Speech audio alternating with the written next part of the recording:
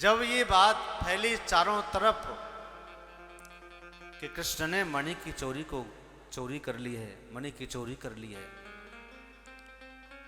भगवान कृष्ण बहुत परेशान हुए। यदुवंशियों को साथ में लेकर के वन में चले गए तो वहां जैसे ही प्रवेश किया तो शेर भी मरा पड़ा था और वहां घोड़ा भी मरा पड़ा था और प्रसेन सत्राजित का भाई भी मरा पड़ा था। उसी स्थान से आगे जब बढ़े तो एक शेर के पैर बने हुए थे। शेर के जब पैरों को देखते देखते गए तो एक जगह शेर मरा पड़ा था। जहां शेर मरा पड़ा था वहीं से ही पग चिन्हों को देखा कि जामवंत के पैरों के चिन्ह हैं। उन चिन्ह को देखते देखते जामवंत की कुटिया पर पहुंच गए। जब वहां उस गुफा के पास पहुंचे तो भगवान श्री कृष्ण ने यदुवंशियों से कह दिया कि अभी तुम यहाँ प्रतीक्षा करिए, मैं गुफा के अंदर जा रहा हूँ, जाकर के देखता हूँ कि यहाँ कौन रहता है। जब आगे पहुंचे तो वहां जामवती जी उस मणि को खेल रही थी, मणि से खिलौने के तरह। भगवान ने उस मणि को हाथ में लेना चाहा, जामवती रोने लगी।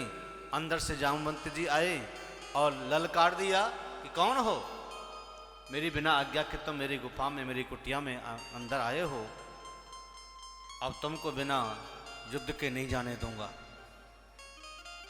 मेरे साथ युद्ध करके जाओ। कौन हो आप? भगवान ने असल में तो ये मणि का भी बहाना था और जामवंत के जो वचन दिया था राम राज्य में, उस वचन को भी पूरा करने का भी ये बहाना था। तो भगवान के साथ में जामवंत का युद्ध हुआ और जामवंत थक गया और कहा कि अब मैं समझ गया कि आप मेरे राम हैं, राम के अलावा कोई किसी और में इतना बल नहीं हो सकता जो मुझे कोई परास्त कर दे, जो मुझे हरा दे।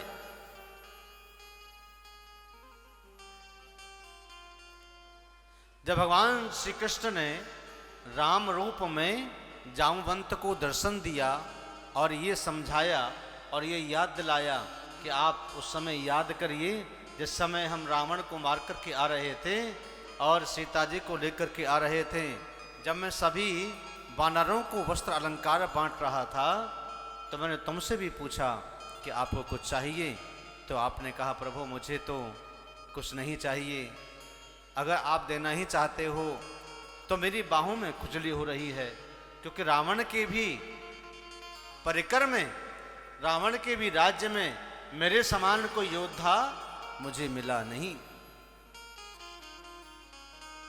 अगर आप देना चाहते हो तो प्रभु बस मैं इतना ही आपसे मांगता हूं कि दो दो हाथ जरा मेरे से आपके हो जाएं।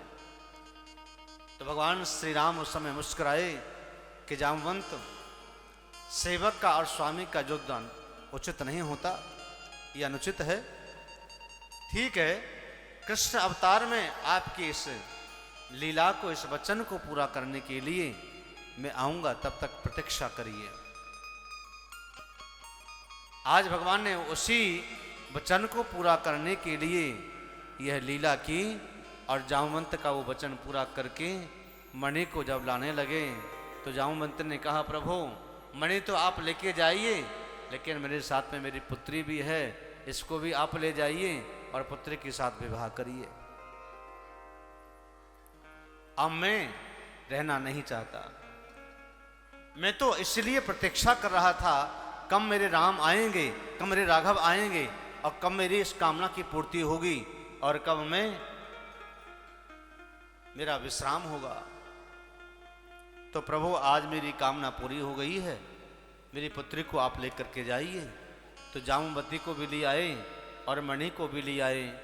जब द्वारिका में आए, द्वारिका में आकर के यदुवंशियों के साथ में सत्राजित राजा को मणि को वापस करने के लिए गए और कहा कि तुमने वो झूठा कलंक लगाया है, ये मणि तुम्हारा भाई प्रसेन गले में बांध करके गया था लॉकेट की तरह, तुम्हारे भाई को एक शेर ने मार दिया और उस मणि को ले लिया।